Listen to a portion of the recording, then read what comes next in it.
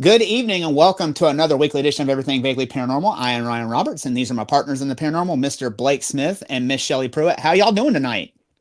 Doing pretty well, considering the technical difficulties we had in the pre-broadcast. Right. This should be really fun. Yeah, I think have we solved our technical issues that we had?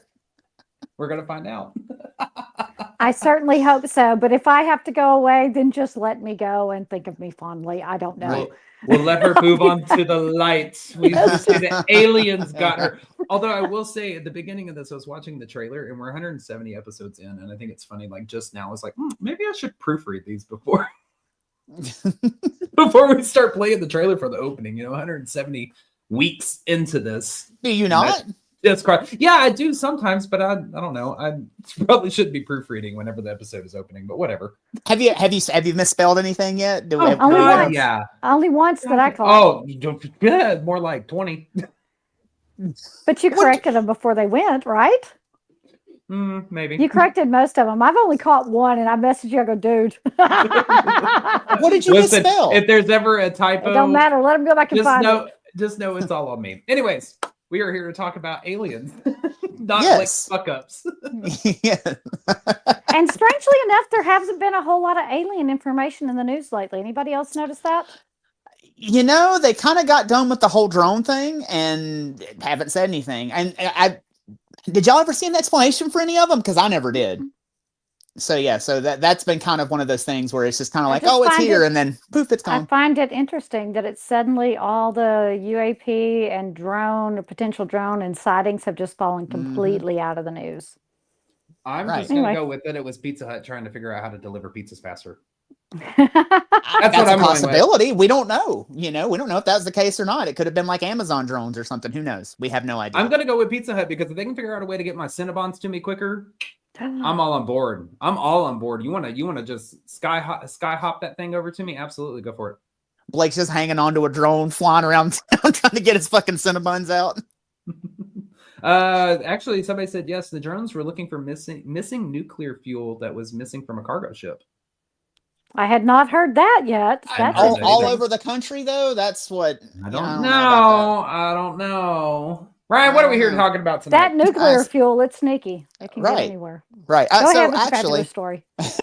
So since we're talking about aliens, and there hasn't been a whole lot of alien stuff in the news, you guys have heard us talk about it before. I have a plethora of like alien shit in my library. My library is freaking huge. I've lost space to put books. And a lot of it is alien stuff, alien and mobsters. Not you. What? Yes. What about alien mobsters?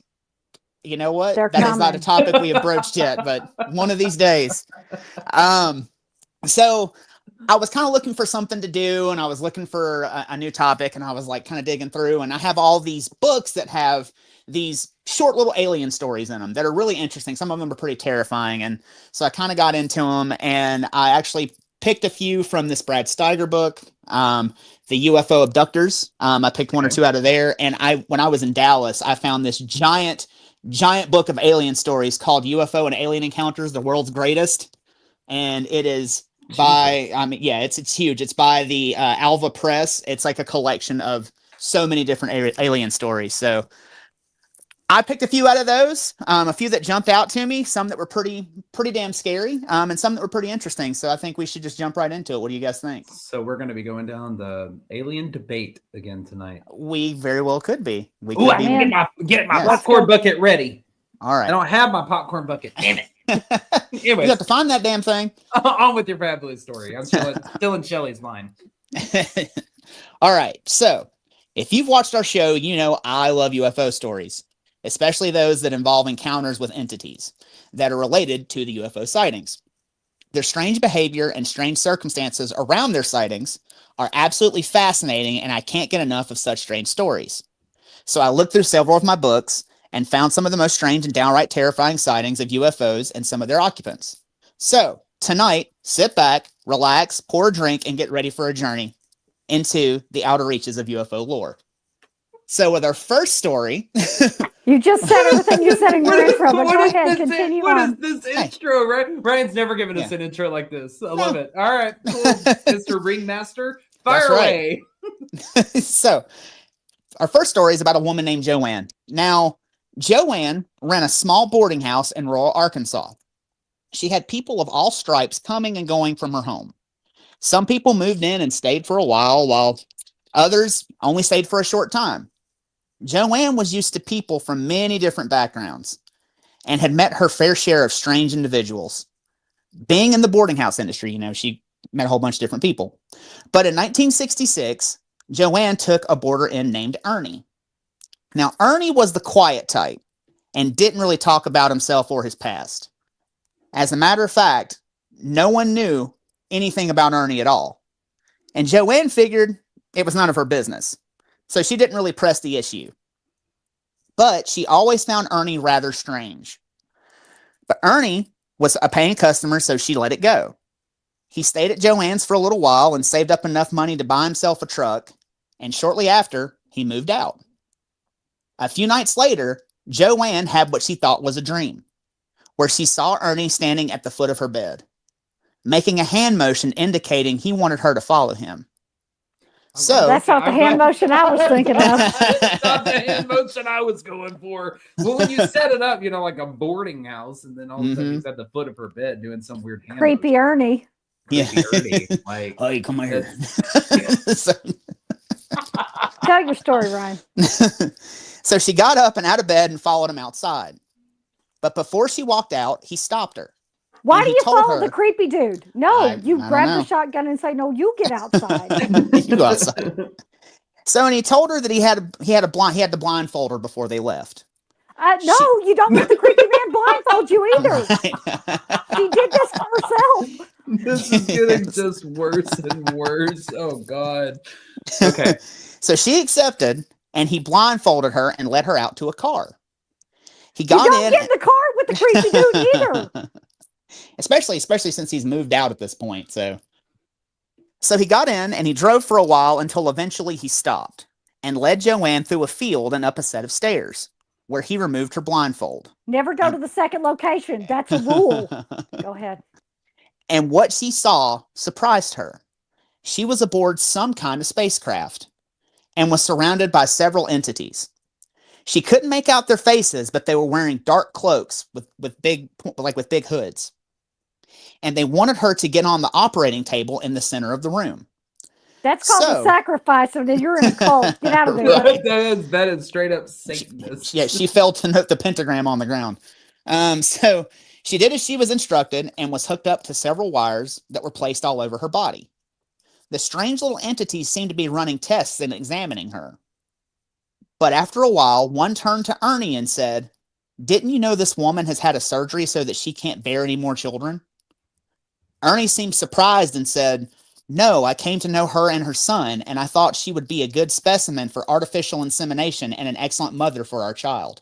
Ernie's a baby broker. Great. Just for the aliens. The entity suddenly lost interest in Joanne, and she was swiftly removed from the operating table. She was re-blindfolded, taken back to the car, and taken back to her home. She woke up in her bed the next morning, but couldn't shake how vivid her dream was, and thought about it for the next few days, almost constantly.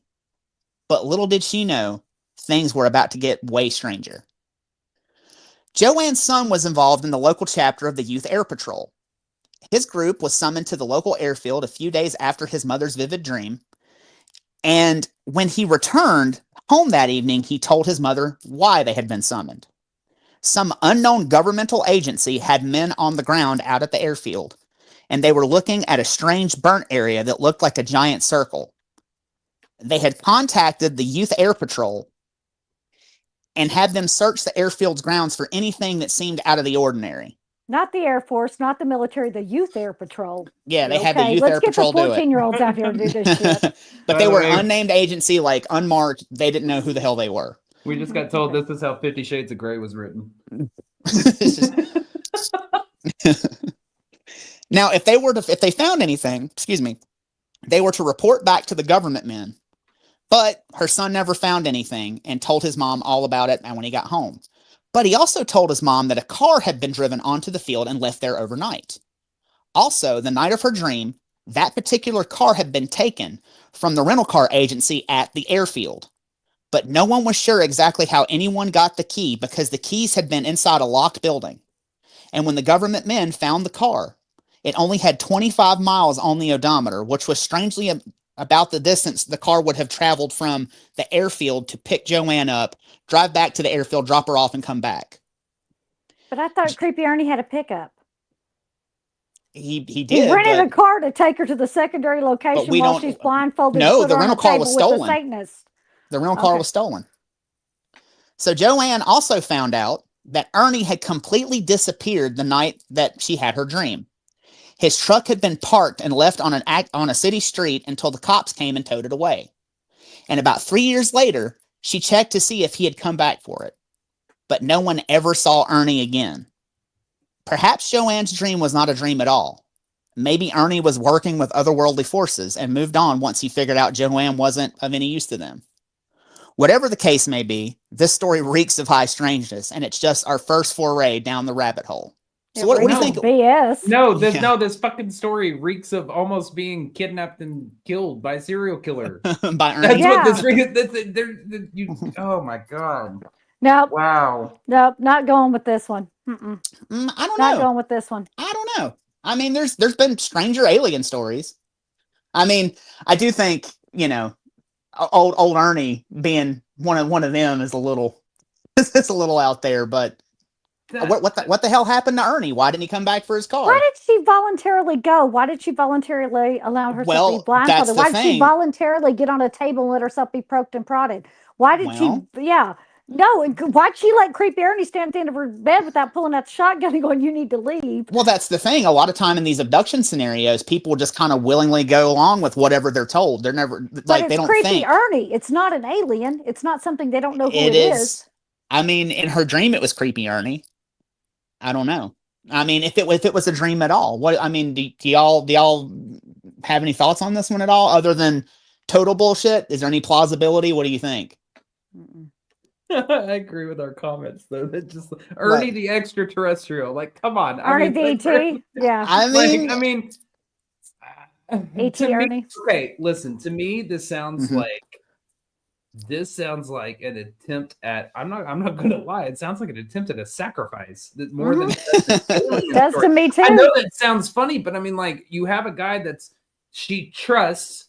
And he blindfolds her. Yeah, somewhat. And he blindfolds her and he puts her in a vehicle and takes her to a location and then walks her and has her strapped to this table in front of all these people in like dark cloak, tall hat thingies. And it's cult. That's a cult. I mean, like, they're examining her and they're like, she cannot be. Maybe they needed a virgin. That's why they were like, she doesn't work. We can't do this because maybe there was a scar on her or something like. I don't know. This has like. I don't think this belongs in the alien category. I think this has satanic panic written like all over it. I don't know. I think it does. I think it's because she was taken aboard a ship. She was surrounded by entities, and they said, "Hey, we're trying to." She never saw the ship. She said she was taken aboard a ship. She was taken upstairs, and she was unblindfolded and said she was aboard a ship. That's what she said. Yeah, but it's the inside of it's inside of a room. How do you know? Inside of a room. How do you know if you're on a ship? I don't know. I mean, maybe it looks different. I don't trust her judgment. She let Creepy Ernie blindfold her and drive her somewhere in the dark. Okay, but listen to me. If they can do like rap videos in the early 2000s to look like inside of spaceships, back then I'm sure that they could have some operating room that looks like the inside of a spaceship. Let's just be honest. Okay. When they film the inside of a cheese grater with a fisheye lens. That's exactly it. That's exactly what it looks like. So I don't know. But the thing that sticks out to me about this story is the physical evidence, is the fact that Ernie never came back for his truck. Okay, he got the wrong sacrifice, so they killed him. And well, hold on. Mm-hmm. Also, you have governmental agency, like a governmental agency that showed up and were investigating. A youth agency? No, they employed the Youth Air Patrol, but this governmental agency showed up initially to investigate to see what was going on out there, because they investigated the burn mark, and then they had the youth brigade come out to look. I think that's the story she told, so she didn't look didn't look weird for going off with Ernie, E.T. Ernie. E.T. Ernie. I mean, I don't know. I mean, this one, it was strange enough, so it kind of jumped out at me. So I mean, with the physical evidence and Ernie's truck not coming back for his truck. Yes, there is. He didn't come back for his truck for. That's not physical evidence, my dude. That's coincidence. And there was a burn mark on the runway, or not on the runway, but on the airfield. There was also a car that was stolen that was somehow jacked from the rental car agency. That's the car that they stole and hotwired so that they could take Ernie's body because he brought the wrong sacrifice. That's right. I'm telling you, this has true crime written all over it. I'm sorry. Could be. This needs to be investigated as an unsolved they probably murder. Tried to torch the car and it went out. Well, there was no. They never said they tried to torch the car. But there's a burn mark. You said there's a big circular burn mark. Maybe where something had landed. I don't know. Yeah, I'm not saying that this is it, but shit, this is like 17 minutes into this episode. I don't have my popcorn bowl enough for right now. I told you to pop your damn popcorn. Well, let's go on to the next story. Okay. So for right now, I'm in the this sounds like true crime. I agree. This sounds like straight up true crime. Could be. I think she did something dumb, and now she's got to cover it up and be like, oh yeah, there were. It could be. Yeah. Yeah. She never said that she saw the burn mark, and she never said that she saw the car out there. Saying her son said to me this, I didn't see it, but my kid did. Yeah, okay. Maybe she had the hots for Ernie, and Ernie skipped town afterwards. Yeah, see, that was just Ernie's dead. I'm sorry. Yeah. Ernie's sleeping with the fishes. Yeah, he could be. Mm-hmm. So, while Joanne's strange encounter with otherworldly entities possibly seemed to take place during a dreamlike state, our next subject was wide awake and probably wished his encounter happened in his sleep. Not only was he unlucky enough to witness a UFO and its occupants on a lonely, dark stretch of road in the middle of the night, he had the distinction of witnessing them multiple times and almost being captured in the process. So, Max Iglesias was a young 21-year-old truck driver in Spain, and on the night of March the 20th, 1974, he was driving his big rig past the village of Horcayo. Max had been down this road 1,000 times before, but tonight something was very different. He noticed a very bright light up ahead on the highway, about 2,000 feet from his truck. The light was so bright that it was hurting his eyes, and Max thought that it could be another truck with his high beams on. So he flicked his lights several times in an attempt to get them to turn theirs down. But it was to no avail. As Max got closer, the light got even more intense. So Max pulled his truck over to the side of the road, hoping the offending driver would go on his way and Max could continue on his route. But as soon as he pulled over, the light dimmed dramatically to about the brightness of a 50-watt bulb. So Max began driving again, now that he could see.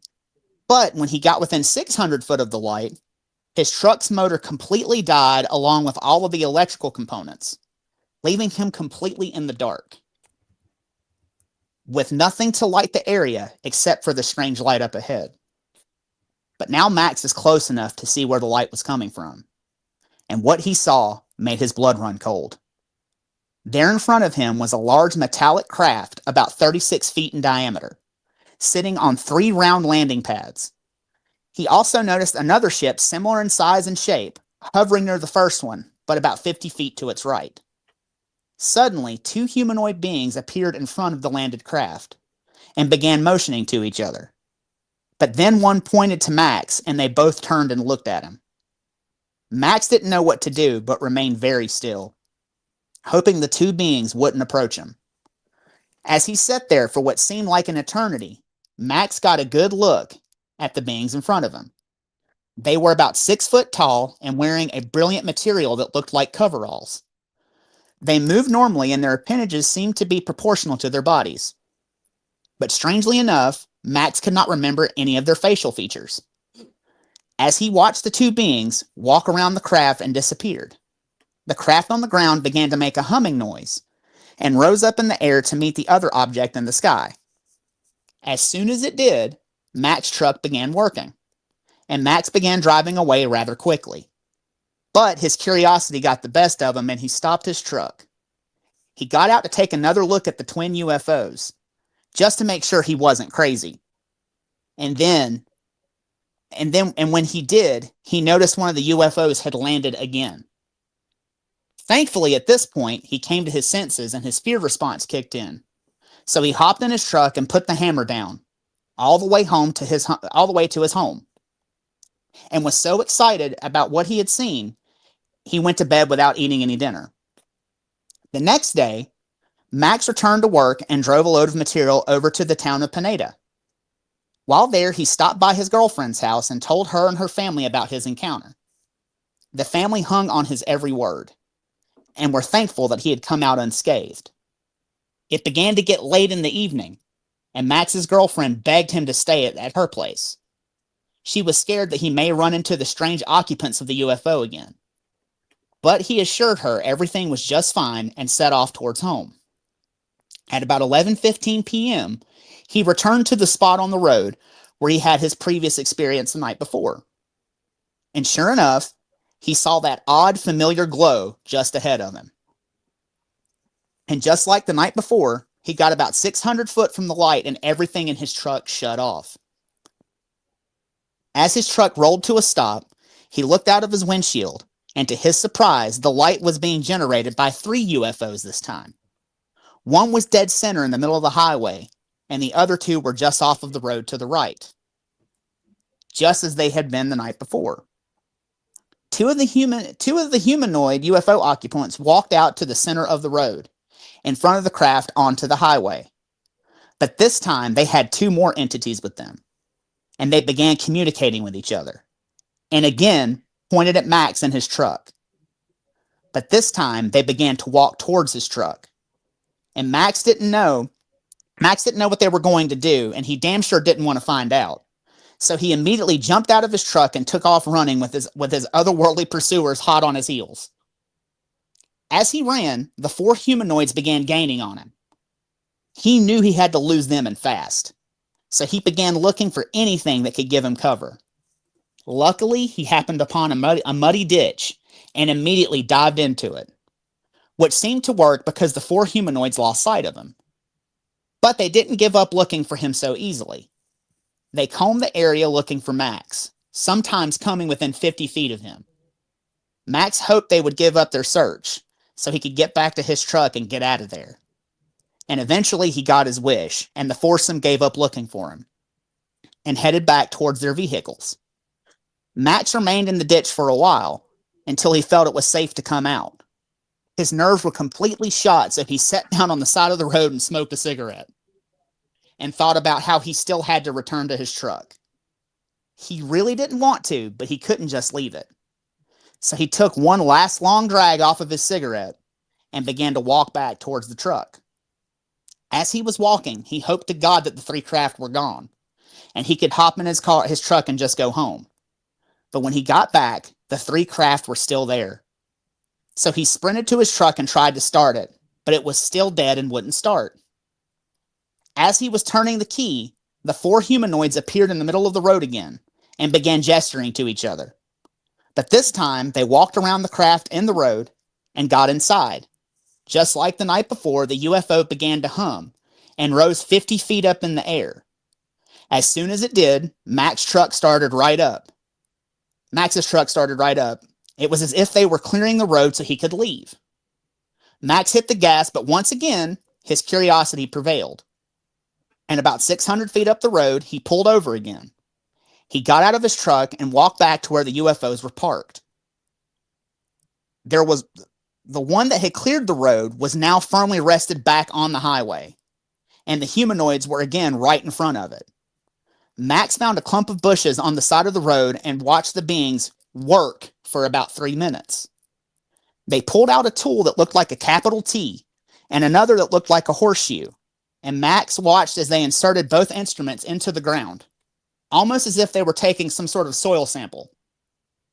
About this time, Max's senses returned, and he felt he should leave rather quickly, so he stealthily returned to his truck and drove home. Max told his boss about the encounter the next day, and his boss suggested that he call the civil guard and report it. So he did, and the civil guard had him take them to the site of the UFO landing. The civil guard searched the area and found a deep groove in the asphalt that indicated something very hot and very heavy had rested there and scorched the asphalt. A few days later, a couple of UFO investigators from Madrid showed up with a Geiger counter and went out to the site, where they measured extremely abnormal radioactivity in the area. Something had clearly happened to Max on that spot, but that wasn't the end of it. A few months later, Max was visiting his girlfriend when they looked up in the sky and saw two very bright lights that looked like the lights Max had seen on the highway. They watched as the two lights flew over the village and out of sight. The last sighting he had occurred a few weeks later as he and his girlfriend traveled to the city of Salamanca.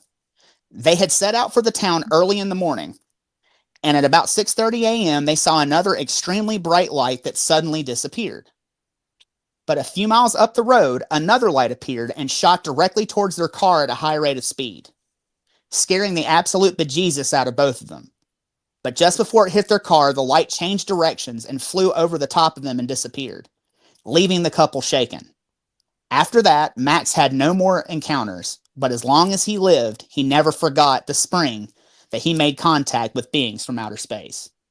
So what do you think about Max's story? Max a big dumbass is what Max is. I think Max is too. I think Max is stupid as hell because he stopped and kept going back and going, you got away, dude. What the hell is your problem? So first of all, I find it hard to believe that these beings who can fly not one, not two, but three spaceships, he takes off running. They can't find him when they're 50 feet from him and he just laying in a muddy ditch.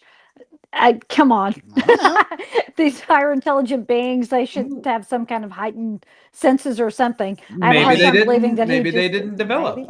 Yeah, they could. I don't know. I have a hard time believing that 50 feet and I don't know, and they can't find him. And then whenever he has the chance to get away, he goes sit down and smoke a cigarette for a hot minute going, whoo. Well, I mean, you know, people who are former smokers, man, you have a nervous reaction. You do that walking the other way. Yeah, he did that before he started walking that direction.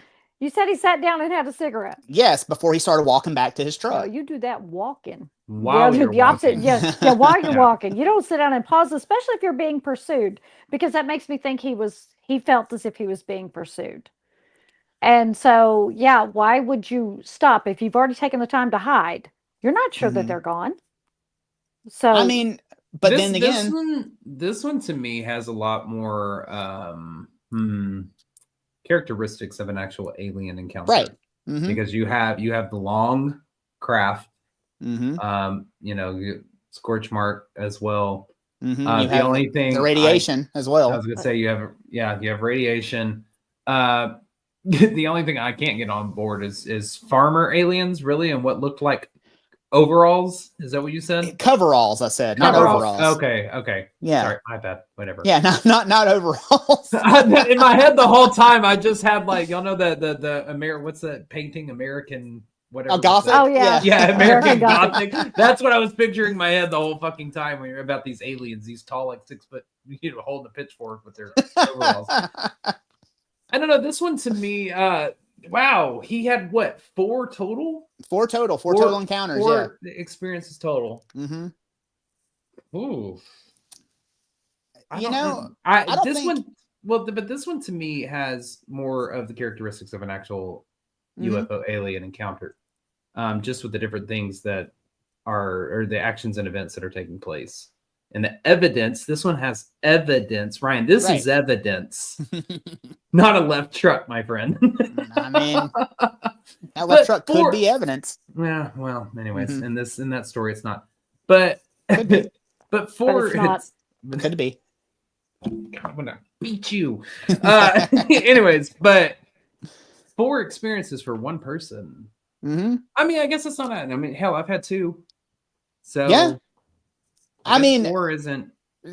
The only thing that is strange about it is that it happened in the same spot 2 nights in a row. I don't think I'd take that damn road home anymore. I think I'd go the long way. And you know what? That's something that gives it credibility for me. It's in the same spot. And if a lot of times, if you think about it, you hear about sightings over certain areas, and it's usually multiple times. It's not usually just once and then nobody ever sees them again. Right. There's usually multiple reports, and you can go and find where UAP sightings are. Mm-hmm. You can look up on maps and they'll plot it out, and you'll see that there are certain hot spots. Now, if he's in a hot spot and he sees it over and over, that actually, to me, that gives a little more credibility. Right. And like Blake said, that there's the repetitiveness of encountering them. A lot Mm-hmm. of people who are experiencers will tell you it's not a one-time deal. For the Right. most part, it's not Yeah. a one-time thing. It's usually they're visited, Mm-hmm. then sometimes they're visited again, sometimes a third or fourth. But they all usually say that when they stop, they kind of just stop.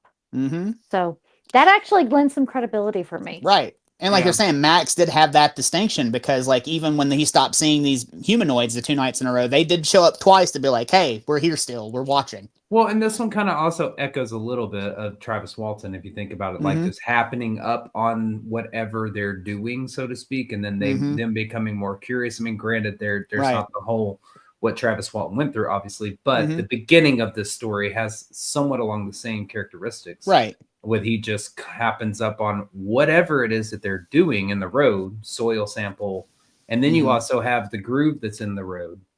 Mhm. It's like so the groove in the road was from where the thing landed. Landed, yeah. They said Okay, it was so from the heat and the pressure from whatever that was that had landed in the road. Okay, but you didn't find anything that said that they found like a hole or anything where they dug the thing into the ground? No. No. I mean, it was a couple of weeks later, so it could have rained at that point. You know, it could have covered up whatever they were doing. True. And the thing is too is like, you know, I think you were talking about how the aliens, you know, didn't catch him and he jumped in a muddy ditch, you know, and all that. I think that had they wanted to catch him, they probably would have. I think they were kind of trying to scare him off from whatever they were doing. Like, oh, this son of a bitch again. Here he is again. You know, we didn't scare him off the last time. So that could have been a thing too. Maybe he was interrupting them. Yeah. Well, that's what I got the sense from it, was that he was interrupting whatever that they were doing. Right. We don't know what the hell they're here for. No, we don't know. I mean, it seemed like they were taking a soil sample, so I don't know what they were trying to do, but yeah, I mean, I think had they wanted to catch him and had they actually wanted to abduct him, they would have. I just don't buy that they couldn't find him laying in a ditch.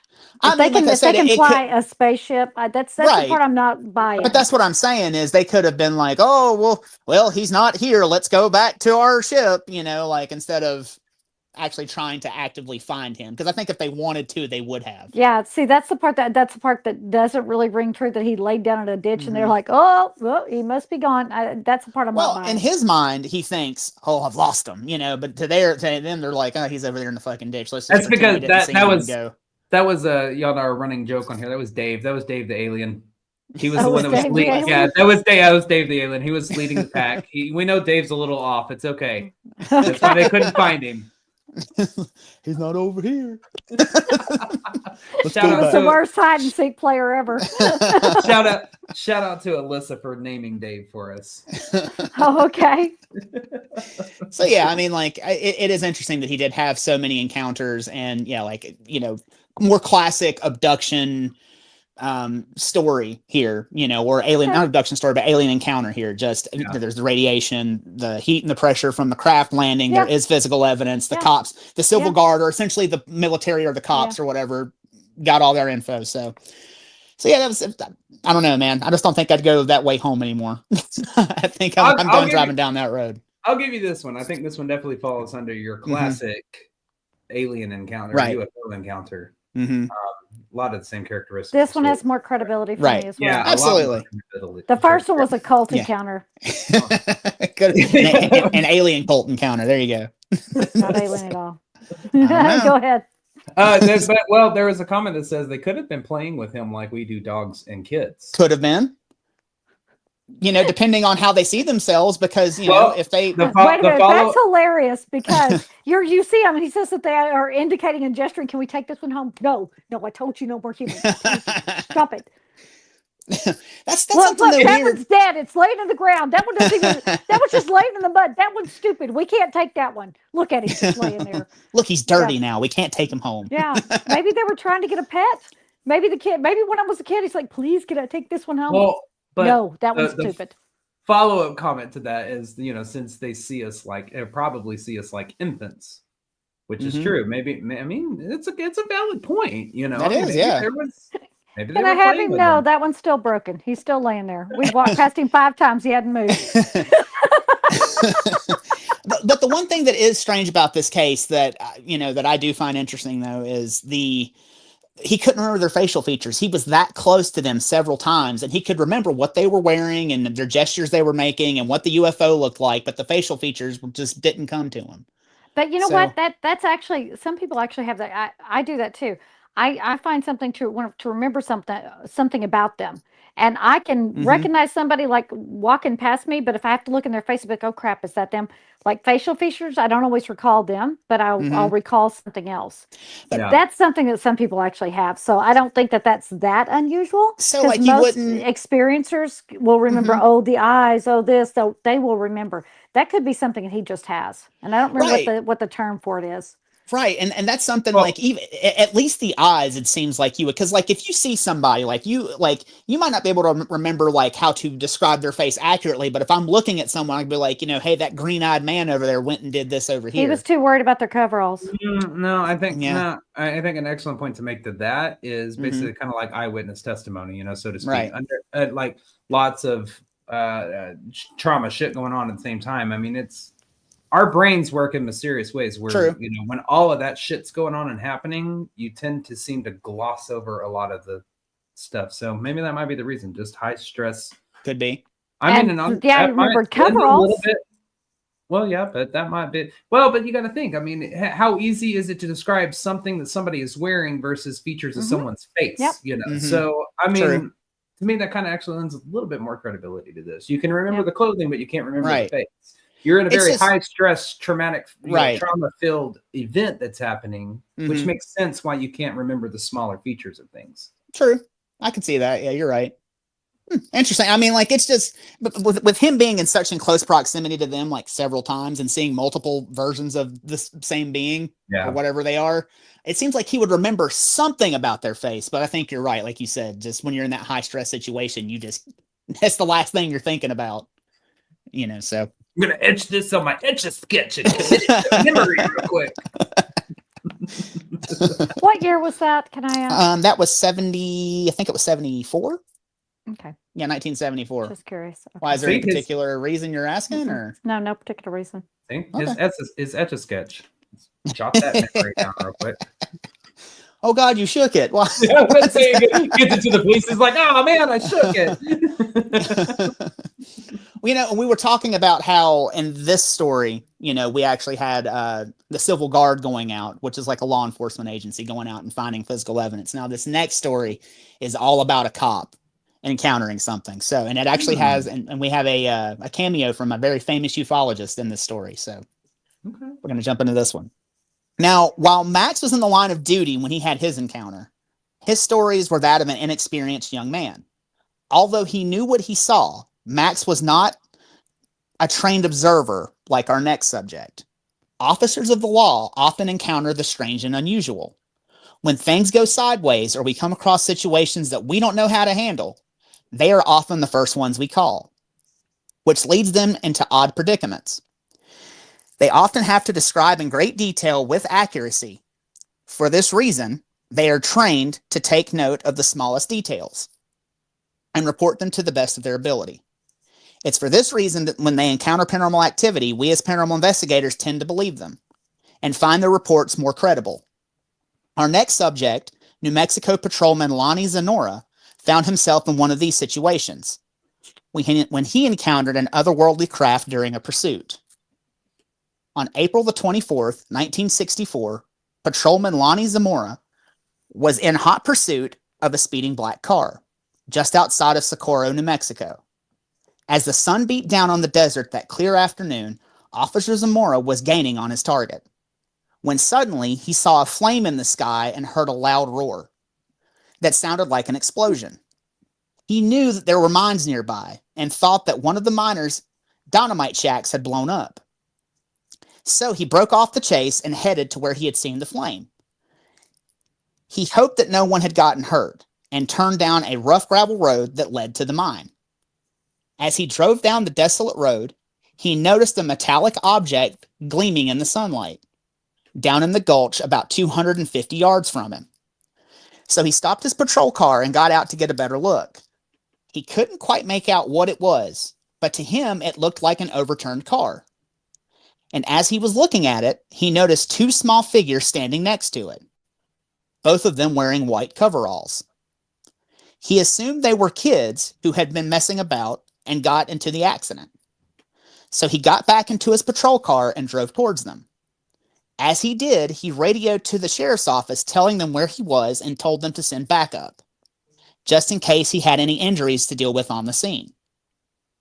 Officer Zamora got within 30 yards of the scene and got out of his car, but as soon as he did, he began to hear that same loud roar that he heard from the highway, and suddenly realized the shiny object was no car.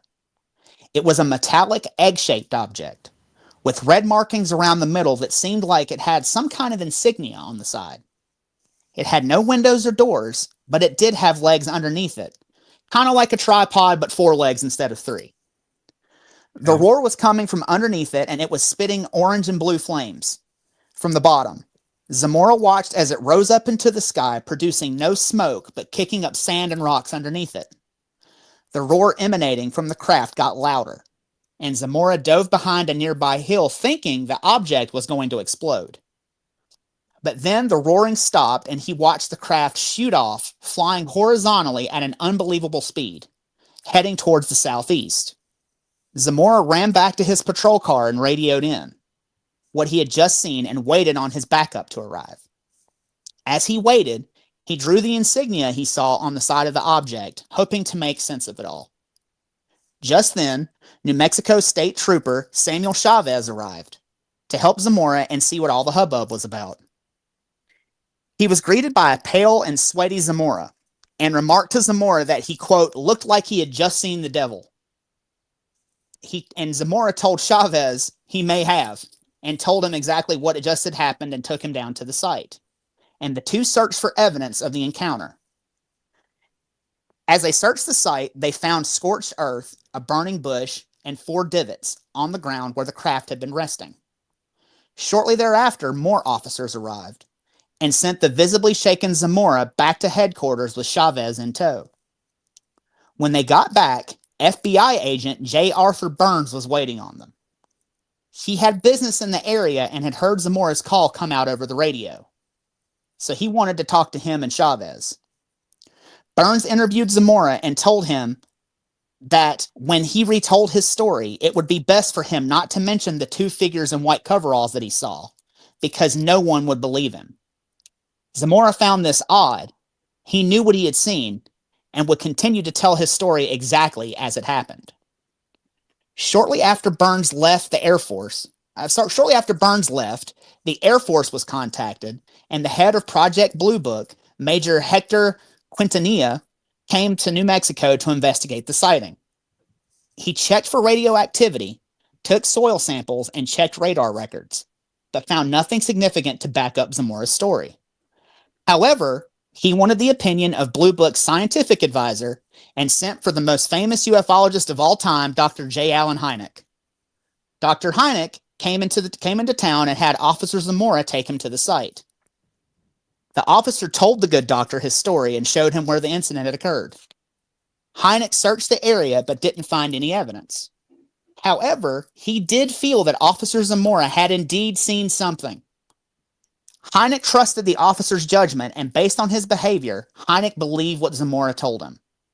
But to be sure, Hynek re-interviewed Zamora, and the story and genuine emotion exhibited stayed consistent. So Hynek put his stamp of approval on the case officially. However, no one could identify the insignia on the craft, and to this day, we still don't know what the craft was or where it came from. Now, that one... Mm-hmm. Sorry, that was the end of that, right? Yeah, that was it. Mm-hmm. Okay, that's it. It sounded like you were into the story. Didn't mean to jump. Okay. No, you're good. You're good. That one has been featured on something. Unsolved Mysteries, I believe. Unsolved Mysteries. Yep, back in the day, I remember that's the first time I saw that. It's something recent. It was. I saw something about this one on Zamora, and I'm Smithsonian. Googling it right now. It might have been on Smithsonian, or that it was on History Channel. Well, the History Channel had a whole dramatic series about Project Blue Book, so they could have covered it in that. That might be where I've heard this one, and I did think it was interesting that that was one thing that whenever you actually have your ufologist going back out to the scene, there's nothing left of it. There's no physical evidence left. But again, how much time passed?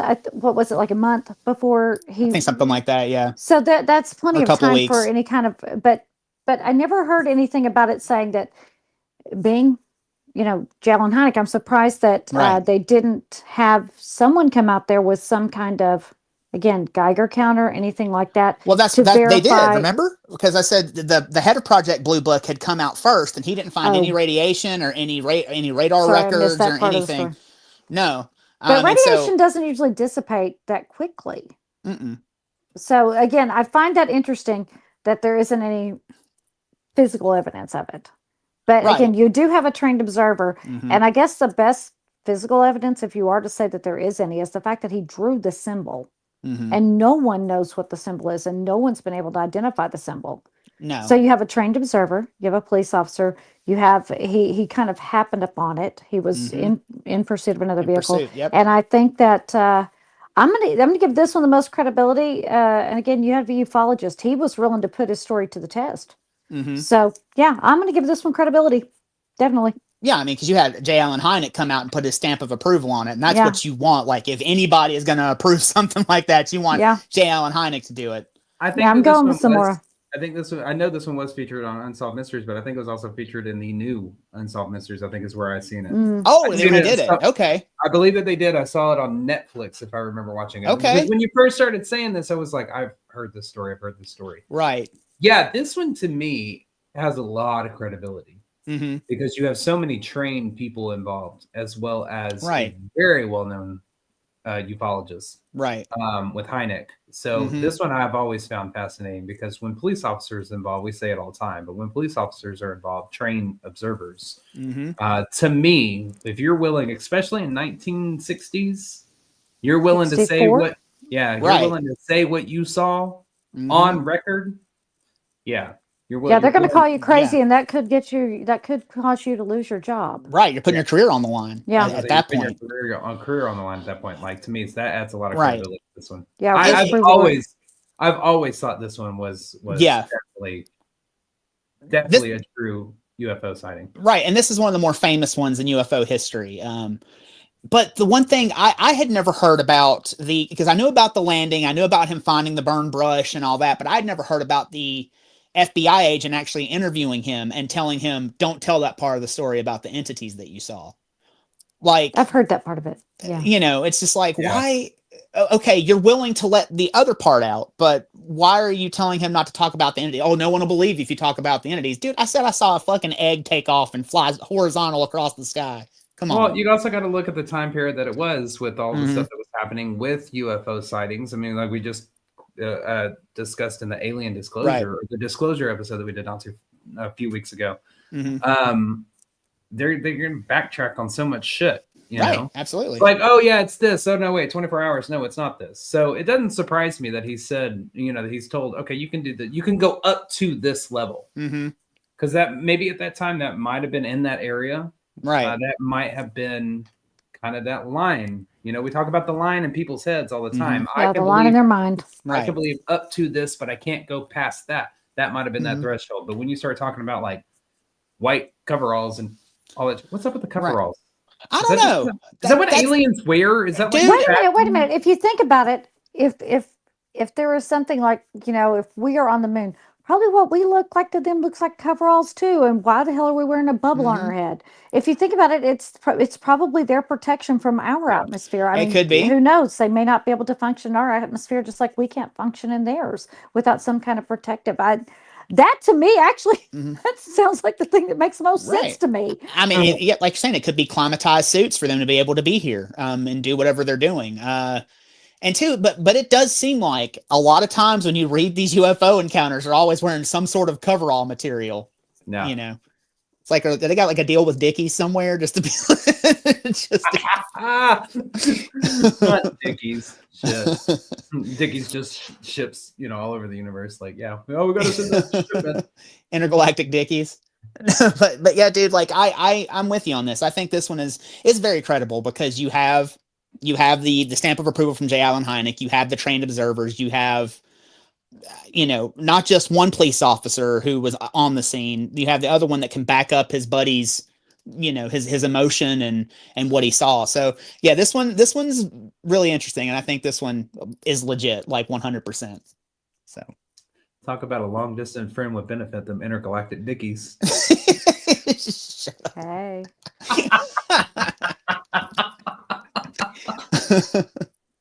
Yeah, Which I'm gonna put my stamp on it as well, just like Hynek did, and say this was a real UFO sighting, because case closed, we're finished. So why are you doing it like Tim Curry?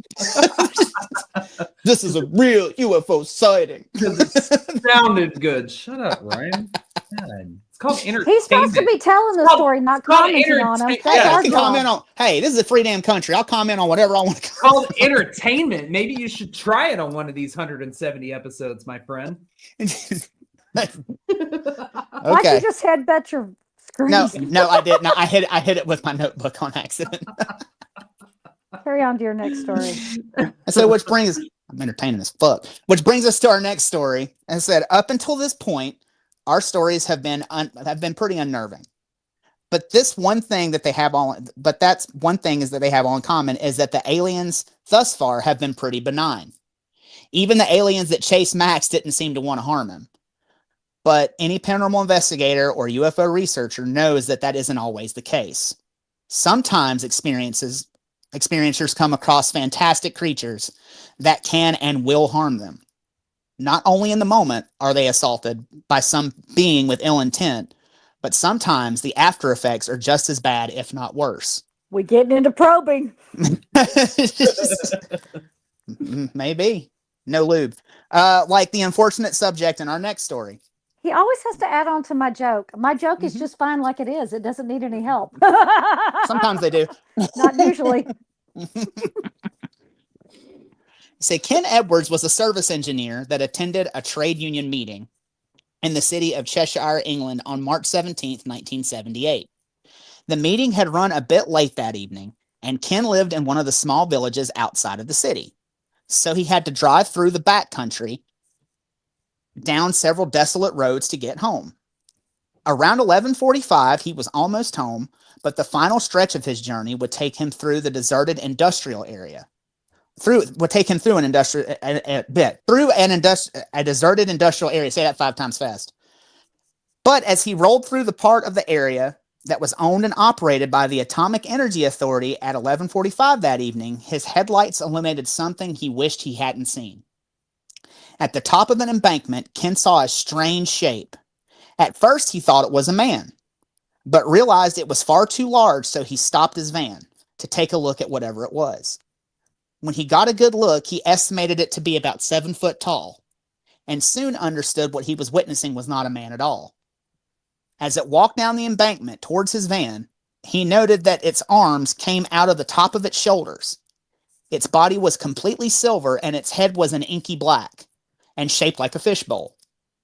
But it held its arms out in front of it, kind of like Frankenstein's monster when it walked. My arms come out of my shoulders too. So at the tops of your shoulders. I mean, my arms come out of my shoulders. Isn't the way that's the way it's supposed to be? But like it came out of the tops of its shoulders. I mean, my arms come out of the top of my shoulders too. I'm not getting the visual. Now you have me confused. Like on top, like instead of being like to the side, like it's like almost like it's like sitting on top of its shoulders. Like this? He said like it moving forward, like sticking straight out, but like sitting almost on top, like it came out from being on top of its shoulders. That's what the description was. Okay, I'll roll with it. It said it held its arms out in front of it like Frankenstein's monster, and it moved down the steep hill. And as it moved down the steep hill, it walked at a right angle to the slope, but didn't fall forward. It was almost like it was defying gravity as it came down the slope. Kim was almost mesmerized by this thing and watched as it walked. And when it got to the road in front of him, it became even more unusual. Yes, just like that. It's the artist's depiction. It became more unusual. He noticed the creature's movement seemed to originate from its hips, making its walk very stiff and like clunky. So this thing is moving extremely weird, like not like anything that we've ever seen.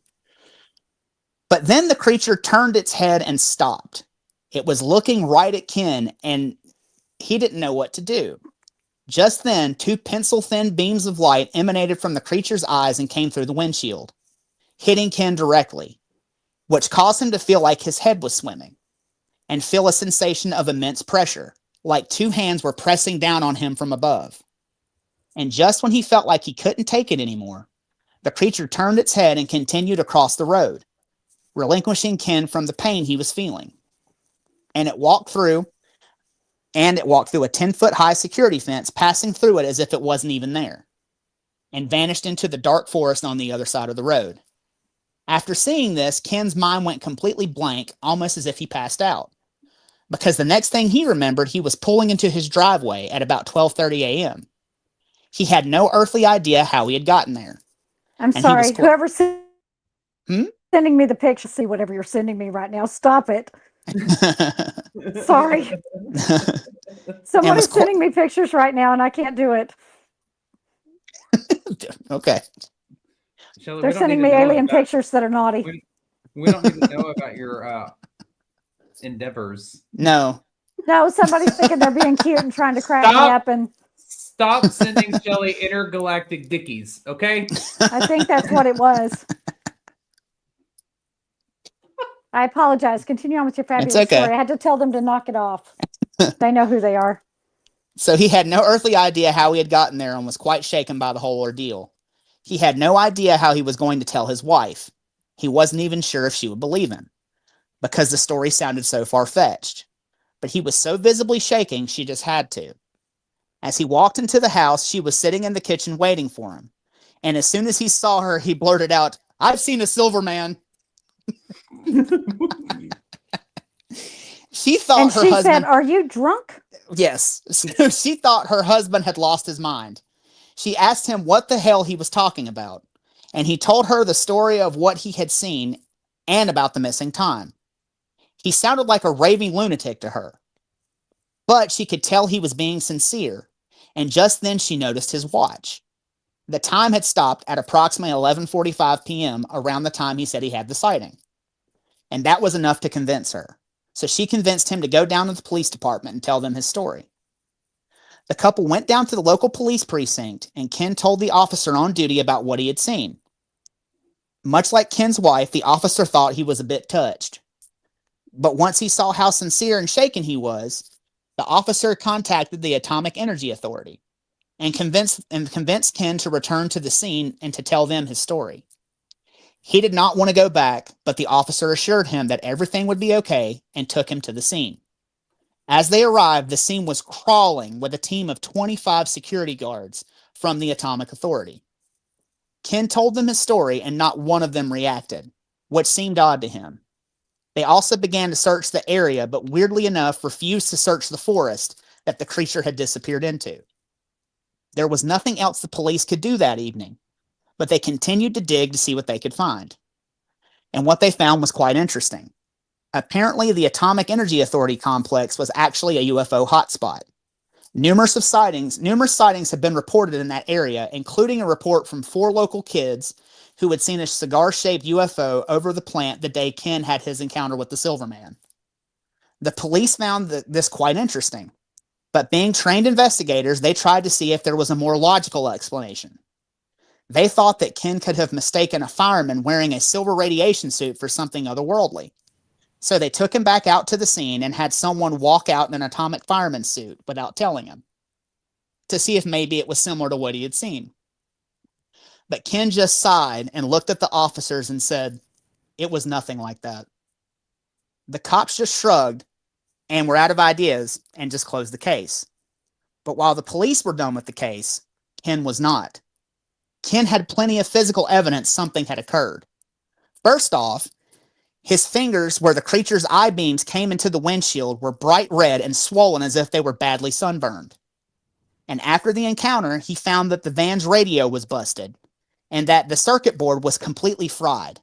So he had an electrician look at it, and the electrician said the damage was so great, it would have taken an enormous amount of energy to fry the radio like that. Little did Ken know the radio was the least of his problems. Less than a year after the accident, he got really sick and lost all of his energy and began to suffer stomach cramps. He had been perfectly healthy before, so he didn't understand why all of a sudden he was so sick. But when he went to the doctor and found out why, he had come down with kidney cancer. The doctors operated immediately and he was given a clean bill of health. But after a couple of months, the cancer returned, and this time it was in his throat and the disease spread. Ken fought it for 4 years, but eventually succumbed to it and died. The entire time he was sick, he couldn't help but wonder, was his medical decline because of his encounter? What had that alien done to him? It was a thought he wrestled with constantly, regretting the day he made that fateful late-night drive. So what do you think about Ken's story? I like the fact that there are other witnesses. Even if they are children, there are other witnesses to what he saw.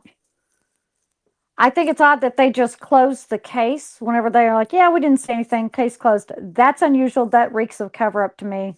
I'll give some credibility to that, because if, if they're, they don't want to know what it is because they already know what it is. There's no need to investigate.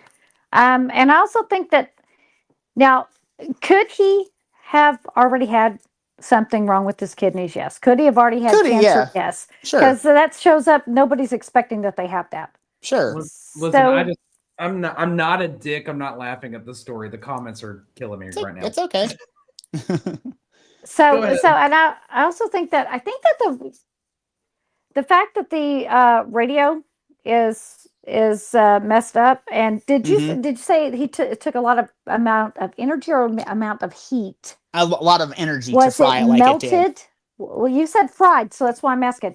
Was it melted or was it just not functional? It said fried, like it was completely shot, like there was nothing they could do for it. Like an electrician friend said that it would take an immense amount of energy to make the radio do what it did. Okay, so we don't know if it actually melted or if it just short circuited. Okay, that's something else that's another common. But he did have the sunburn like on his fingers, like, and that's been in so many UFO cases or cases with entities people have come across, and they've gotten like severe sunburn or almost like radiation poisoning. Well, that's what I was going to ask. Was he diagnosed with any kind of radiation poisoning? It didn't say in the story. No. Okay. Did he ever encounter it again? Did he ever encounter? No, just that one time again. Okay. It's interesting. And and like, I'm not going to say the cancer was because of his encounter either. I think that one that's genetics, and I think that's yes. Is it a coincidence? It is. Yes. It is very interesting that it happened to him after he saw whatever he saw, and that's the case too in a lot of UFO reports. People come down with like mystery illnesses and sicknesses after they come in contact with whatever these beings are and wherever they come from. But you do have the cops and you do have the security guards. Something clearly happened out there. And you do have the kids that saw it and you saw the same thing. And you do have what appears to be a cover-up. And the fact that his fingertips are burned. There was no reason his fingertips the radio was should be burned. And the missing time as well. He had missing time too.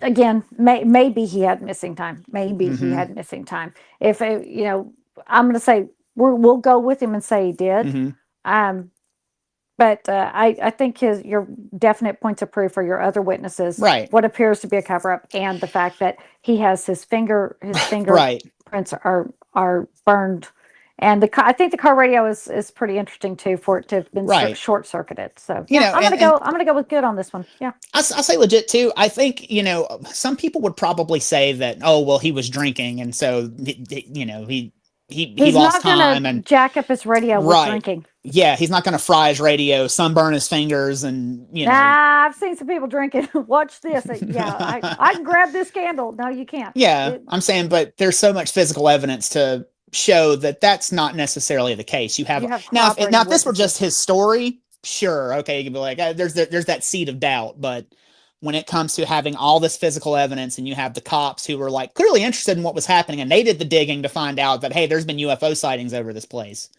But you have corroborating witnesses. So. Yeah, absolutely. So I think it's legit. I think, and poor Ken, I hate that he died of cancer, but I don't know if I can link that to the Silver Man that he saw. But I do really like when he comes in the front door, I've seen the Silver Man. His wife is like, what? What is wrong with you, dude? What do you think, Blake? I'm torn. honestly. Yeah. On this one. I think the only thing that is interesting is the corroborating witnesses. That'd be about the only thing for me, because I mean, what about the fried radio that was completely fine the day before? I don't know. I mean, because honestly, as you were reading it, this was just my initial thoughts. Whenever you said something about the radio, it was fried or whatever, and then his hand and having like it was all swollen up and red and everything like that. My first thought was, oh, he just punched the fuck out of his radio. Okay, got it, cool. And it just said, massive overpower that fried the circuit board. I mean, that's the first thing that went through my head. Right. But go ahead, finish. And so then the other thing is with the Silverman, and you were saying that the arms were coming out of the tops of the shoulders. Okay, well, I can run out there and hold my arms up. It looks like they're coming out the top of my shoulders too. I mean, is there another appendage that's coming off, or it's just no? He looks just like said somebody holding their hands up. He said it just looked like they had the arm stuck straight out, like it was Frankenstein's monster walking down the thing. But the way it was walking down the slope with its arms stuck out, and the way it was moving, because the movement was originating from the hips, he said it was almost like it was defying gravity as it was coming, because it didn't falter or fall over as it was coming down the steep slope. So I don't know. I don't know. I think the only thing that gives this story credibility to me is the corroborating witnesses. And I don't know. I don't know if I could classify this one as 100% UFO alien encounter. There's just too many things for me that are, because I'm not going to link the cancer to it. I'm sorry. I'm just not. Right. I said, there's no definitive proof. And the first thing that I thought of as soon as you mentioned the radio in his hand and it being swollen was that he punched the shit out of it and overpowered the radio and caused its own self to melt. I think you'd have to nail the shit out of the radio like that to make that happen. But you have to remember, the crap goes wrong on cars all the time, especially those old electrical systems in cars. Yep. I had a radio that got fried in my car too, way back when, one of those first ones, because it was just a crappy circuit board on it. And it melted, But it is strange that it happened. The timing is odd. Right after, yes, that's what.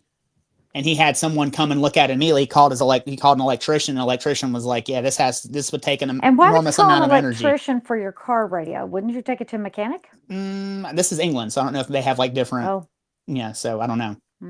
Okay. But yeah, I'm going to say this one's legit. I think this is legit. I think there's too much physical evidence. I'm going to go legit on this one too. Yeah. It's got a lot of strong similarities, the missing time, that kind of stuff. But I think the corroborating witnesses, that's what sells it for me. And the fact that they were very quick to close it. Right. And you have the security guards that are crawling the area when they go back out there. And they refuse to search the area where he said he saw it go to. That's strange to me as well. Like, and again, you only don't look area? Whenever you already know what's there. We also don't know what the protocol is for an atomic at least overseas. We don't know what it is. We don't know. So we don't know what the protocol is, but they're able to. Yeah. They might not. I don't know. I can't. I'm not sold. I'm not 100% sold. This has too many holes for me. The only thing that I can give a little bit of credibility to is the corroborating witnesses. In my brain, there's too many holes in the story that I can come up with a plausible explanation for other things happening. Well, the thing for me is if it's just some like drunk story, like, oh, I'm late because I saw the metal man outside, like once he went to the police, like getting his wife to believe him is one thing, which I'm sure that took some convincing. But once he went to the police and the police officer thought there was enough to go and at least take a look, not unless he's just incredibly fucking bored, which could also be a possibility. You've obviously never had a partner just nag until you did something. Oh yeah. Yeah, maybe his wife insisted. Oh really? Well, if you saw it, go to the police said, "Yeah, oh shit, okay." If that's truly your story, and this just isn't some drunk you screwing around, and I knew you were with that floozy. Tell him, I knew you were cheating on me the whole damn time. And then he got in his car and he's like, "Son of a bitch," and punched his radio. And he's like, "Damn it! Now I got to call the electrician to come look at my car." That makes sense. But we're gonna go get the police involved, and the police was probably like, "Hey, I know Fred pretty well, so I just need his wife off his back. So y'all could just go out there and walk around a little bit, and maybe say that." And he smells like he's been drinking. See, there's too many holes here for me. This is assuming that they are that interconnected. Too many holes here for me. I cannot classify this 100% as an alien UFO experience. I'm gonna say it's legit because of all the evidence that's left over. I mean, I don't know. But I will say too, I think this one's probably legitimate. Mm-hmm. I'm gonna say legitimate. Y'all are being fucking dirty in the comments, and I love it. But I can't wait to go back and read them. Keep it up. So yeah, to me, this one's gonna be undecided. I'll leave it at undecided. You're undecided. The corroborating witnesses has me tangled up. I am not 100% sold. Okay. But if you had to say which way are you leaning he said he's undecided. Bullshit? I know he's undecided, but you're leaning a certain way. You have to. Like undecided. You can stay undecided, but you're tipping. Like, which way are you tipping? I'm really not. I mean, that's the thing. Like, there's not enough one way or the other to sway me either way. Okay. So I got it. And honestly, the only thing that keeps me undecided is the corroborating witnesses. But it's powerful enough to keep me undecided. It doesn't really have me swaying. You can find arguments on both sides. So yeah, right. Yep. I can build a story on both sides and find explanations on both sides. True. So. And that's the thing about all these things. That was the last story, but that's the thing about all these things is, unless you have that stamp of approval from trained observers, and especially unless you have the ufologist coming out and saying, "Hey, this actually happened here." There's going to be questions from people who just don't. I mean, you can tell your story, and how many times have we told stories of things that have happened to us, and people just don't believe it, or they're like, I don't know about that. There's always going to be questions, right? But you should always question. You always should question, right? And there's always going to be questions, and I mean, I don't know if you can. And unless you have all this physical evidence, like in the Zamora case or in Maxwell's case or whatever, and I would even say the last case, even though Blake, I know you don't agree. I think it's. I don't think the first one has any evidence at all. I think no, that's a freaking. I'm going to give the one with Officer Zamora. I think that one's the closest one because he did produce a symbol that nobody knows what it is and has never figured out. Right. And he really didn't have that much physical evidence because it was all gone by the time anybody came out to look at it. So there's not any physical evidence in that either. But here's the symbol. That's the strongest case. That is the strongest case. Right. And I think that we have to question, we have to look at it. And I want to, was there not one from the last 10 years you could pull? Because all of these are way back, and we had to do it in the Wayback Machine and go back in time to do these. Did you not have any that were closer to our current time frame where perhaps they had a picture, perhaps they had a recording device? Most of the ones that I was looking at, especially from those books that I was reading. So it's has electricity been invented in any of these stories that you're sharing? Well, and a lot of times too, it seems like, especially the 60s and 70s were just rife with UFO reports. People were doing a lot of LSD in the 60s and 70s. That's why I'm always like, can I get a more recent story to sink my teeth into? Right. I mean, and they were rife with UFO encounters. I couldn't find any in the books that I was reading. That doesn't mean that they aren't out there. I'm sure they're. Yeah, I'm sure. I mean, there is. Ryan got books that were copyrighted in 1982. So. Yeah. So. All right. Well, okay. So, gentlemen, final thoughts. Blake, you want to start? I think that Ryan gave us some interesting stories tonight, and I think that there's really only one that I think. I don't know. I mean, I can give Max or whatever the three UFOs, two UFOs and three UFOs. That one's kind of interesting. I don't know. The Zamora incident is basically about the only one that I'm 100% sold on. Right. I think Ryan needs to update his UFO experience catalog. Though. Dude, there's I've got so much shit to crawl through, and as far as UFO stuff goes. Okay, Ryan, your final thoughts? I think that, like I said, there's always going to be questions.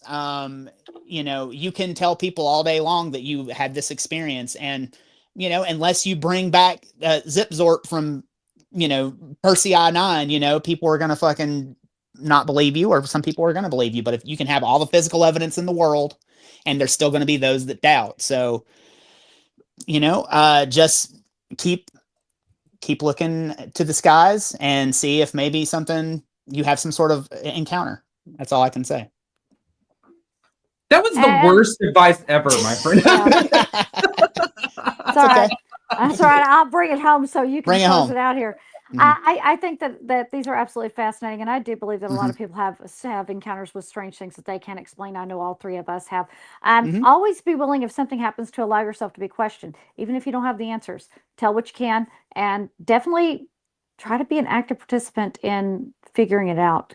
Right. Don't just let somebody, figure it out for you. Be active participant in it. And I love to hear the stories. And I am a believer that there are things that are out there, and that there are things that contact us, because God knows I hope we're not the most important, intelligent thing in this universe, because we're screwed if we are. So anyway, I think that I did like the stories. I do think the Max story has some credibility. I think Officer Zamora is the most credible out of all of them. I'll give the other one, I'm leaning towards credibility, but that first one, complete and utter Satanist cult ritual. And with that, Blake, why don't you tell them everything they need to know? Okay, sounds good. All right, so seasons 1 through 3, After Dark with EVP, 1 through 3. That sounded like it came out wrong. Let me start over. Seasons 1 through 3 of After Dark with EVP are streaming now on Paraflix Paranormal Plus, with season 4 starting on filming soon. Watch Paraflix on Amazon Fire, Roku TV, Apple TV, iOS, and Google Play. You audio listeners, you can find the sign-up link in your show notes, but for everyone, you can go find it on our Facebook and X profiles on Wednesday morning. Click the Linktree link for easy access to Paraflix, and don't forget to use our code AFTERDARK25 for 25% off your annual subscription. If you want to support the show directly, check out our Patreon page, which is also linked in our Linktree. For just $5 a month, you will unlock over 400 exclusive videos, including the pre- and post-broadcast, which are the 30 minutes before and the 30 minutes after all of our live broadcasts. And it includes never-before-seen footage, with those dirty SS methods we always keep talking about, paranormal investigation footage. You get to see us be goofy idiots and debate more and fight, and it's a lot of fun. But if you're not sure about joining Patreon, try it risk-free with our 7-day free trial. If you want to, or make sure you want to, I'm so I didn't even lead tonight. I'm so tongue-tied. Make sure to stay connected. Make sure to stay connected with us. Go follow us on Facebook, YouTube, and many more by searching Everything Vaguely Paranormal and looking for that green sound wave, or by clicking the icons at the top of our link tree. We are getting closer every day to our next goal on YouTube. So if everybody could go over and click subscribe on that, we would greatly appreciate it. And remember, everybody, you can catch us live every Tuesday night at 8 p.m. Central Standard Time. Sorry, I just saw something move out of the corner. Are you okay? Did you have a stroke? Facebook and YouTube, something just moved. Anyways. Okay. And if you want to meet us in person, you do have a few choices. First and foremost, we will be at Missouri Paracon February 28th through the March the 1st in Kansas City at the Ameristar Casino and Hotel. Then we will be at the Paranormal Rockdown at Broadhead Manor in Broadhead, Wisconsin on July 18th through the 19th. You can also catch us at the Gettysburg Battlefield Bash from July 25th through the 27th in Gettysburg, Pennsylvania. And finally, we will be attending the Rock Island Roadhouse Esoteric Expo on October 4th in Rock Island, Illinois. Those are the only ones we have confirmed by now. We do have others that we are trying to get on the calendar. So stay tuned. We will be cruising the country this year. So make sure you subscribe to our Eventbrite page as well to be notified when those public investigation tickets go on sale, because we are about to start posting our events for our 2025 investigation season. Thank you for everybody being patient with us on that. We are grateful for your continued support. Every like, comment, share, and download keeps the adventures alive. So if you have a favorite episode, share it with your friends and make sure you tag us. If you have a story that you would like featured on next week's episode, we are going to extend the submission date a little bit further. We will be making our selections by the end of this week. Make sure you get those over to us, whether they are funny, scary, anything. They need to be able to be told within 7 to 10 minutes, but you will be pulled on screen if you are chosen to have your story told. So you will be with me and Shelly. Ryan has to go check in with his parole officer, so he will not be here. So we are going to fill his spot with his replacement. But for any other story, comment, or question, if you want to, or if you would like for us to be a guest on your show, email us at the evppod@gmail.com. That is THEEVPPOD@gmail.com. Go like, share, and subscribe to that YouTube page, and make sure you tune in this Friday night with Paranormal on the Tracks. We're going to be a guest with Nick Sarlo, Sexy Legs. Absolutely. So watch for that promo coming out. Yeah, on YouTube, I believe. So, absolutely. So for everything Vaguely Paranormal, I'm Ryan Roberts. He's my partners in the paranormal, Mr. Blake Smith, Miss Shelley Pruitt, and we will see y'all next Tuesday. Bye, guys. Bye-bye. Bye, y'all.